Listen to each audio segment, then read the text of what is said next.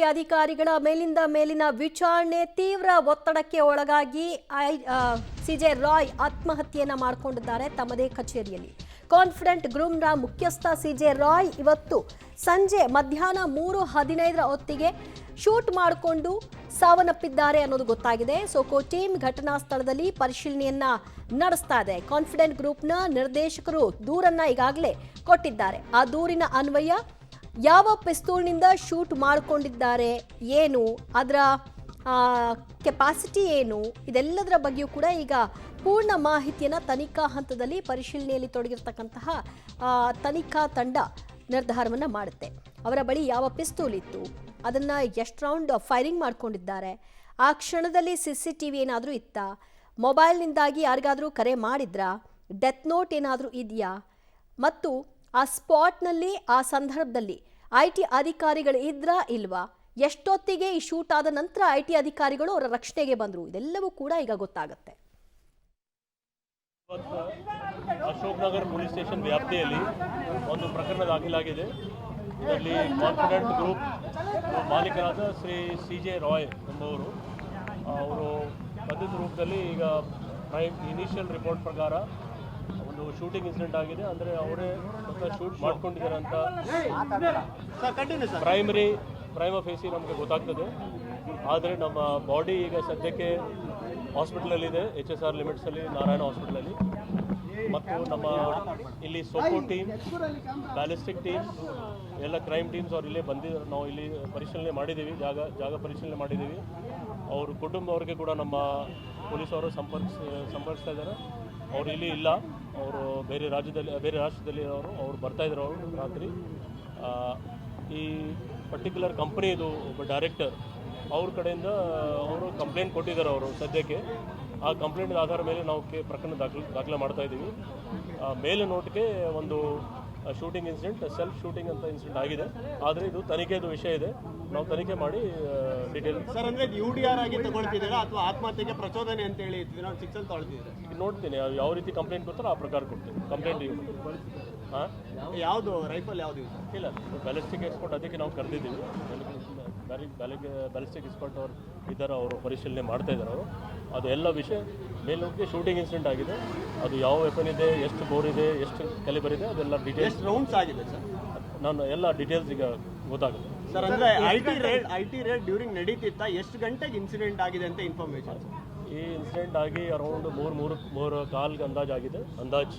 ಆ ನಡುವೆದಲ್ಲಿ IT raid ನಮ್ಮ initial report, ಯಾಕೆಂದರೆ IT ಟೀಮ್ ಅವ್ರ ಜೊತೆಗೆ ನಮ್ಮ ಪೊಲೀಸ್ ಅವರು ಸಂಪರ್ಕಿಸ್ತಾ ಇದ್ದಾರೆ. ಅವರು ಈಗ ಸದ್ಯಕ್ಕೆ ಇಲ್ಲಿ ಯಾರಿಲ್ಲ, IT ಅವ್ರ ಜೊತೆಗೆ ನಾವು ಮಾತಾಡಿಕೊಂಡು ನಮ್ಮ ಟೀಮ್ ಅವ್ರು ಮಾತಾಡ್ತಾರೆ. ಬಟ್ ಇನಿಷಿಯಲ್ ರಿಪೋರ್ಟ್ ಪ್ರಕಾರ 3 ದಿವಸದಿಂದ ಇಲ್ಲಿ IT ಟೀಮ್ ಅವ್ರದ್ದು ಕ್ವೆಶ್ಚನಿಂಗ್ ನಡೀತಾ ಇತ್ತು. ಇವತ್ತು ಕೂಡ IT ಟೀಮ್ ಅವ್ರದ್ದು ಕ್ವೆಶ್ಚನ್ ನಡೆದು, ಬಟ್ ಆ್ಯಕ್ಚುಲ್ ಆಗಿ ಏನು ನಡೆದಿದೆ ಅದರ ಬಗ್ಗೆ ತನಿಖೆ ಆಗಬೇಕು. ಅಂದರೆ ಆ ಡ್ಯೂರಿಂಗ್ ಇನ್ಸಿಡೆಂಟಲ್ಲಿ ಅವ್ರ IT ಅಧಿಕಾರಿಗಳು ಯಾರಾದ್ರೂ ಜೊತೆಗೆ ಇದ್ರಾ, ಅದನ್ನು ನೋಡಿದವ್ರು ಯಾರಾದ್ರೂ ಐ ವಿಟ್ನೆಸಸ್ ಇದ್ದಾರಾ? ನೋಡಿದವರು ಚೆಕಪ್ ಪರಿಶೀಲನೆ ಮಾಡ್ತಾರೆ. ಕೇರಳದಿಂದ ಅಥವಾ ಬೆಂಗಳೂರು ಸರ್? ಈಗ ಆಸ್ ಆಫ್ ನಾವು ಎಲ್ಲ ಕೇರಳ ಟೀಮ್.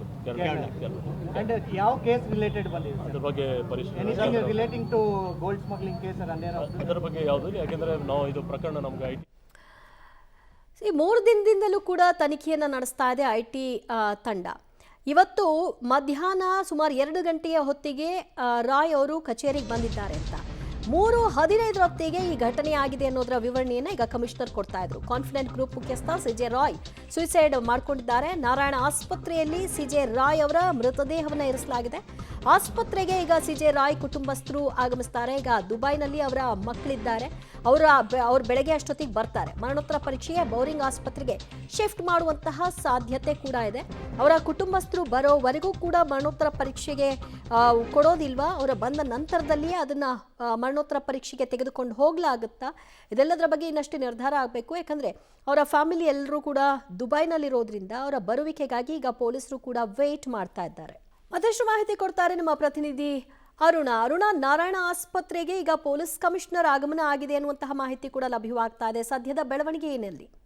ಎಸ್ ದಿವ್ಯಾ, ಉದ್ಯಮಿ CJ ರಾಯ್ ಅವರ ಮೃತದೇಹವನ್ನು HSRನ ನಾರಾಯಣ ಹೆಲ್ತ್ ಹಾಸ್ಪಿಟಲ್ನಲ್ಲಿಯೂ ಕೂಡ ಇಡಲಾಗಿದೆ.